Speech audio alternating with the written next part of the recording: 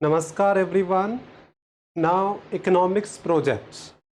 So we started the separate channel economics project tips by SR Yadav और उस channel पे हमने बहुत सारी प्लेलिस्ट बना रखी है। जैसे सबसे पहले हमने बना रखी है how to make economics project CBSE guidelines. Proper CBSE guideline के मैंने डिफरेंट वीडियोज़ अपलोड किए हैं। इसके अलावा how to make economics case based project, उसका एक सेपरेट हमने प्लेलिस्ट बना रखी है। How to make survey based economics project, उसका भी हमने एक सेपरेट प्लेलिस्ट बना रखी है। Class 12th economics project, class 11th economics project, इतनी सारी हमने प्लेलिस्ट बना रखी है और उस पर डिफरेंट वीडियोज़ अपलोड कर रखे हैं। तो प्लीज़ आप लोग उसमें से डाउनलोड उसको आप देख सकते हैं।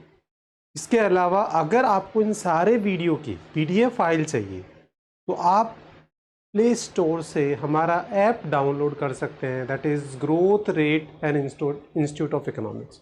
जितने भी वीडियो हम बना रहे हैं सबकी एक PDF फाइल हमने वहाँ विद वीडियो अपलोड कर रखी है। So you can download the app from the play store और वहाँ से डाउनलोड करके आप सारी PDF फाइल भी देख सकते हैं। उसका डिस्क्रिप्शन में लिंक मैंने दे रखा है ऐप डाउनलोड का, तो वहाँ से आप कर सकते हैं। नाउ आज की क्लास में हम जो डिस्कस करने जा रहे हैं बच्चे, वो आज हम एक केस बेस्ड प्रोजेक्ट लेके आए हैं और वो टॉपिक है waste management, case study on the Swachh Bharat mission Rajasthan. तो आज का हमारा टॉपिक क्या है? वेस्ट मैनेजमेंट पे केस स्टडी है स्वच्छ भारत अभियान राजस्थान की। और इस पूरे प्रोजेक्ट में बच्चे आप वीडियो एंड तक देखिए, क्योंकि आपको इकोनॉमिक्स का प्रोजेक्ट बनाने का एक प्रॉपर गाइडलाइंस जो है वो मैं बताऊंगा। और पूरा प्रोजेक्ट जो है केस बेस्ड प्रोजेक्ट आपको बनाना है तो उसकी मैक्सिमम 10 हेडिंग्स होती है। जैसे सबसे पहले हम सीखेंगे कवर पेज कैसे बनाएं, इसके बारे में डिटेल में डिस्कस करेंगे विथ सैम्पल प्रोजेक्ट। देन उसके बाद फिर हम बात करेंगे कि जो आप एक्नॉलेजमेंट कैसे बनाना है, इसके अलावा आपको सर्टिफिकेट कैसे बनाना है। देन उसके बाद हम डिस्कस करेंगे कि आप लोग एग्जीक्यूटिव समरी कैसे बना सकते हैं, ठीक है। तो आपको ये भी हम डिस्कस करेंगे कि एग्जीक्यूटिव समरी आप कैसे बना सकते हैं। देन उसके बाद हम डिस्कस करेंगे कि इंडेक्स, फिर इंट्रोडक्शन ऑफ टॉपिक। देन उसके बाद में फिर सबसे इम्पॉर्टेंट पार्ट जो प्रोजेक्ट का है, जो आपको मिस नहीं करना है अगर इकोनॉमिक्स का प्रोजेक्ट आपको बनाना है, वो है how to develop the case study और उसका इकोनॉमिक एनालिसिस, वो बहुत इंपॉर्टेंट पार्ट है। देन उसके बाद में how to write a conclusion page, how to write a recommendation, then finally bibliography. So बच्चे बहुत ही इंटरेस्टिंग क्लास होने वाली है, बिकॉज हम पूरा प्रोजेक्ट और वो भी case based project with a sample project हम डिस्कस करने जा रहे हैं। तो ये बहुत ही इंटरेस्टिंग क्लास होगी, आप वीडियो एंड तक देखिए। और ये वीडियो देखने के बाद मैं आपसे प्रॉमिस करता हूँ कि आपको प्रोजेक्ट बनाने में दिक्कत नहीं आएगी। उसके बाद भी अगर आपको कोई दिक्कत आए कि regarding the case study, regarding how to select, तो आप डायरेक्टली हमारे से कॉन्टैक्ट कर सकते हैं। हमारी प्लेलिस्ट पे जाके बहुत सारे वीडियोज़ हैं वो देख सकते हैं। इसके अलावा आप हमारा ऐप डाउनलोड करके वहाँ से भी हेल्प ले सकते हो, डायरेक्टली हमारे से भी कॉन्टैक्ट कर सकते हैं। तो अब विदाउट वेस्टिंग योर टाइम हम स्टार्ट करते हैं। तो आज का टॉपिक है वेस्ट मैनेजमेंट। आप किसी भी प्रोजेक्ट का कवर पेज कैसे बनाना है, तो उसके लिए आपके पास एक सैंपल यहाँ दे रखा है कि आपको कवर पेज बनाने के लिए सबसे ऊपर टॉपिक की हेडिंग, जो भी आप टॉपिक ले रहे हैं उसको बहुत अच्छे से आप बिल्कुल उसकी फ़ॉन्ट साइज़ बड़ी करके और इस तरीके से पूरा आपको कवर करना है। देन उसके बाद में केस स्टडी के बारे में लिखना है कि आपकी केस स्टडी क्या है। देन उसके बाद में आपकी स्कूल का लोगो आ जाएगा। देन बैच 2023-24 या 23-24 जो भी ईयर आपका है। देन उसके बाद में ये आ जाएगा सबमिटेड बाय, तो ये स्टूडेंट का नेम और board roll number. Submitted to में टीचर का नेम, देन स्कूल का नेम आ जाएगा। देन उसके अलावा फिर आप क्या कर सकते हैं, अपने कवर पेज को अट्रैक्टिव बनाने के लिए अपने टॉपिक से रिलेटेड क्या कर सकते हैं, बहुत सारी ड्राइंग्स, डूडल्स और क्रिएटिविटी यूज़ करके आप अपना प्रोजेक्ट बहुत जो आपका कवर पेज है बहुत इंटरेस्टिंग बना सकते हैं। तो देखिए first impression is the last impression, तो कवर पेज का इंप्रेशन बहुत अच्छा होना चाहिए। इसके लिए आपको मेहनत करनी है। बाकी जो केस बेस्ड प्रोजेक्ट है कंटेंट बेस्ड प्रोजेक्ट होना चाहिए, ज़्यादा फैंसी करने की ज़रूरत नहीं है, बट कवर पेज आपका एक अट्रैक्टिव होना चाहिए। देन उसके बाद में आई होप आपको क्लियर हो गई कवर पेज कैसे बनाना है। देन कवर पेज के बाद में सर्टिफिकेट। अब सर्टिफिकेट की एक सेट लैंग्वेज है जो आप एज इट इज़ कॉपी कर सकते हैं। एक पूरा आपको फॉर्मेट भी यहाँ बता रखा है किस तरीके से आपको ऊपर हेडिंग लिखना है, क्या लैंग्वेज लिखनी है, और इसमें 2 बॉक्स बनेंगे, एक इंटरनल टीचर का जो आपके स्कूल का टीचर है उसके सिग्नेचर, दूसरा एक्सटर्नल टीचर जो सीबीएसई अपॉइंट करेगा, और इसमें डेट और प्लेस, ये सारा पूरा एक आपको सेट फॉर्मेट दे रखा है जो आप एज इट इज़ कॉपी कर सकते हैं। तो सर्टिफिकेट इकोनॉमिक्स प्रोजेक्ट का बहुत इंपॉर्टेंट पार्ट होता है, ऐसे कंपलसरी भी होता है, तो आपको ये पेज बनाना ही बनाना है, तो उसमें आप इस तरीके से हेल्प ले सकते हैं। देन उसके बाद आते हैं एक्नॉलेजमेंट। अगेन ये भी एक बहुत इंपॉर्टेंट पेज होता है कि हाउ टू राइट एक्नॉलेजमेंट। तो इसके ऊपर भी आपको एक सेट लैंग्वेज है जो एज इट इज़ कॉपी करनी है। पूरा एक फॉर्मेट आपको यहाँ सैम्पल दे रखा है, हेडिंग लिखनी है, ये लैंग्वेज लिखनी है या नेम ऑफ स्टूडेंट, लास्ट में आप अपना नेम और signature is must, because you are going to acknowledging कि माई वर्क इज़ ओरिजिनल और मैंने जो वर्क किया है वो बहुत ही ऑथेंटिक है ये सारा, तो इसलिए आपका सिग्नेचर होना ज़रूरी है इज़ ए मस्ट, और ये पूरा एक फॉर्मेट आप यूज़ कर सकते हैं। देन उसके बाद फिर आते हैं एग्जीक्यूटिव समरी। नाउ ये बहुत ही इंपॉर्टेंट है बच्चे, तो मैं आपको आगे बताऊंगा कि किस तरीके से आप वाइबा भी तैयार कर सकते हैं, और वाइबा में ये पेज बहुत हेल्प करेगा। तो एग्जीक्यूटिव समरी मतलब summary of the whole project, और इसको लिखने का बेस्ट तरीका है कि पूरा प्रोजेक्ट बनाने के बाद फिर आप इसको लिखना स्टार्ट करें और इसके 5 पैराग्राफ से बना लीजिए, तो आपको बहुत इजी हो जाएगा। फर्स्ट पैराग्राफ की why did you choose this topic, तो आपको ये बताना पड़ेगा कि आपने टॉपिक क्यों लिया, तो आपको उसको थोड़ा फैंसी टाइटल देना पड़ेगा, आपको बताना पड़ेगा कि द बेस्ट वन टॉपिक जो आपने सेलेक्ट किया है वो कुछ आपको हाईलाइट करना पड़ेगा। फिर एक पैराग्राफ आपको क्या लिखना है, steps involved in the project from developing the cover page to till the bibliography। Then उसके बाद में फिर एक पैराग्राफ आपको अबाउट योर केस स्टडी के बारे में कि how to develop the case study, what about your case study, what you did in the case study, in brief में बता दो।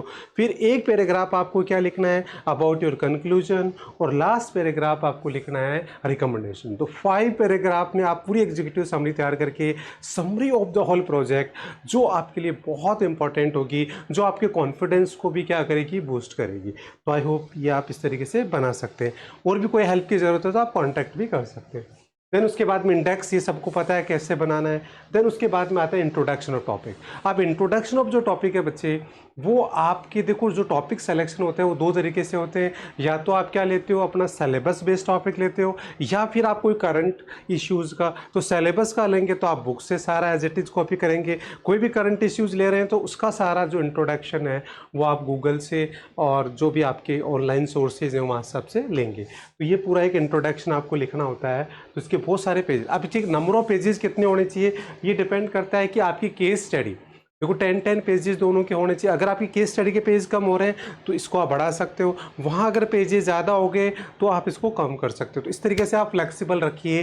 तो उस तरीके से कोई हार्ड एंड फास्ट रूल नहीं है, बट मिनिमम 30 पेजेस और मैक्सिमम 40 पेजेस आपका प्रोजेक्ट का होना चाहिए, तो उस हिसाब से आपको अरेंज करना है। तो इस तरीके से आप ये पूरा इंट्रोडक्शन लिख लेंगे अपने टॉपिक के बारे में जो इन्होंने लिखा है। तो आप ये सैम्पल आप एक देख रहे हैं, इस तरीके से पूरा एक इंट्रोडक्शन हो जाएगा कंप्लीट। उन्होंने इतने सारे पेज लिए हैं। देन उसके बाद जो सबसे इम्पॉर्टेंट पार्ट आता है, the most important part of the project, that research methodology. Now the research methodology जो है उसको स्टार्ट करने से पहले आपको पूरा एक पेज बनाना है, उसमें लिखना है कि देखो रिसर्च मैथोलॉजी के 2 पार्ट होते हैं, केस स्टडी और एक सर्वे। हम केस स्टडी बेस्ड प्रोजेक्ट ले रहे हैं तो उस हिसाब से हम देखेंगे, तो आपको लिख देना केस स्टडी किस पे लिया वो सारा, इस तरीके से आपको रिसर्च मैथोलॉजी का एक पेज बना देना है। देन उसके बाद में आपको केस स्टडी। अब देखो केस स्टडी क्या होती है, केस स्टडी मतलब which is based on the secondary data. तो जो भी आपने टॉपिक लिया है, जो आपने केस स्टडी ले रहे हो, उससे रिलेटेड जो सेकेंडरी डेटा है, जो इन्फॉर्मेशन ऑलरेडी कलेक्टेड है, उसको आप डिफरेंट पैराग्राफ में ऐसे लिख देंगे। तो जैसे इन्होंने लिया है कि स्वच्छ भारत मिशन इन राजस्थान, तो उससे रिलेटेड जो भी डेटा इनको सेकेंडरी डेटा मिला डिफरेंट सोर्सेज से, वो सारे पैराग्राफ में इन्होंने लिख दिए। तो इस तरीके से आप लिख सकते हैं। और जो इसका इकोनॉमिक एनालिसिस, अब देखो आप इकोनॉमिक्स प्रोजेक्ट बना रहे हैं तो जो भी टॉपिक लेंगे, जिसका भी केस लेंगे, तो ये पहले से डिसाइड कर लो कि आप जो केस स्टडी ले रहे हैं उसमें इकोनॉमिक एनालिसिस क्या करेंगे। तो मिनिमम 3 पॉइंट से लेके 10 पॉइंट्स तक आप इकोनॉमिक एनालिसिस कर सकते हैं। आपका डिपेंड करता है टॉपिक पे। तो आपको इकोनॉमिक एनालिसिस करना है तो पहले से डिसाइड करना पड़ेगा कौन से टॉपिक पे करना है, उसके अकॉर्डिंग फिर आप अपने जो टॉपिक से रिलेटेड सेकेंडरी डेटा वो कलेक्ट करिए, प्लस और इनडायरेक्ट रिलेटेड इन्फॉर्मेशन आप पैराग्राफ में लिखिए, then start the economic analysis. तो देखो इन्होंने जो इकोनॉमिक एनालिसिस किए उसके 3 पॉइंट्स लिए हैं। सबसे पहला पॉइंट लिया एम्प्लॉयमेंट, फिर लिया हेल्थ। तो जैसे हम देखेंगे स्वच्छ भारत अभियान से काफ़ी लोगों को एम्प्लॉयमेंट भी मिला है, तो उससे रिलेटेड उन्होंने सारा एनालिसिस किया है। और हेल्थ तो बहुत इंपॉर्टेंट है, फैक्टर है ही, तो उसके रिलेटेड भी इन्होंने लिखा है। देन उसके बाद इन्होंने लिखा है कि पॉल्यूशन जो है उसका भी रिड्यूस हुआ है, उसके बारे में। इस तरीके से इकोनॉमिकली आपको क्या करना है, एनालिसिस करना है। आप इसमें और भी पॉइंट ऐड कर सकते हैं कि स्वच्छ भारत अभियान से जो हमारा अल्टीमेटली जो रिसोर्सेज है वो भी इंक्रीज़ हो रहे हैं, है ना। और भी बहुत सारे पॉइंट्स आप एनवायरनमेंट से रिलेटेड भी आप लिख सकते हैं। तो इस तरीके से आप एनालिसिस पूरा इस तरीके से कर देंगे। देन उसके बाद में you must write a conclusion of the whole case study, जिसका आपने एनालिसिस किया उसका एक ब्रीफ कंक्लूजन। कंक्लूजन में क्या होता है basically the observations which you want to highlight in the whole case study, तो वो आपको एक पैराग्राफ पूरा एक पेज में पॉइंट्स में आप लिख सकते हैं। और उसके बाद आपको ये कंक्लूजन पेज कैसे लिखना है, कैसे सैंपल आपको पूरा देख रखा है। देन उसके बाद में आता है recommendations, which is very very important part. आपने पूरा एक टॉपिक लिया, उसका इंट्रोडक्शन लिखा, केस स्टडी करी, उसका एनालिसिस किया। देन आपने देखा कि इसमें क्या लूप होल्स है, क्या प्रॉब्लम्स है, क्या और बेटरमेंट हो सकता था। As a economic student you must give your opinion, your suggestions for the betterment. तो वो सारा आपको इसमें लिखना है पॉइंट्स में। तो इस तरीके से आप इसका पूरा एक स्ट्रक्चर लेके लिख सकते हैं। देन उसके बाद बच्चे आता है बिब्लियोग्राफी, लास्ट पेज जो होता है।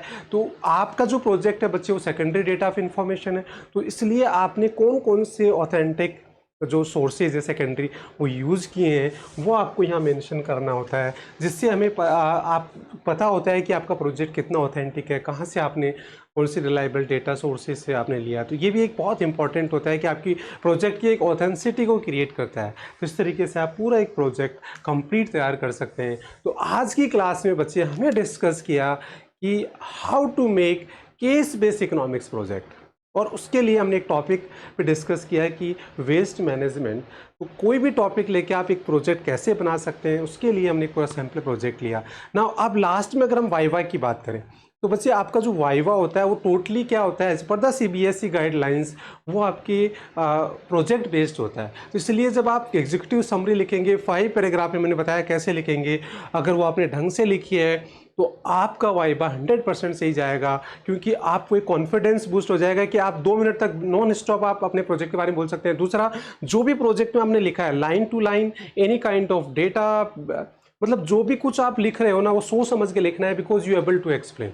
एग्जामिनर आपसे कुछ भी पूछ सकता है कि explain this image, this diagram, this figures. तो आप जो भी लिख रहे हैं वो बहुत ही सोच समझ के आपको जो भी इंक्लूड करना है वो जिसको कि आप एक्सप्लेन कर सके, जो आपके टॉपिक से रिलेटेड है, ये ध्यान रखिए। और पूरे प्रोजेक्ट को थोड़े रीड आउट करिए और एग्जीक्यूटिव समरी को तैयार करिए। मैं गारंटी के साथ कर सकता हूँ आपका वाइवा बहुत अच्छा जाएगा। तो आई होप आज का आपको वीडियो समझ में आया होगा, और एक केस बेस्ड प्रोजेक्ट आप कैसे बना सकते हैं उसमें आपकी डेफिनेटली हेल्प होगी। So that's all for today. Thank you.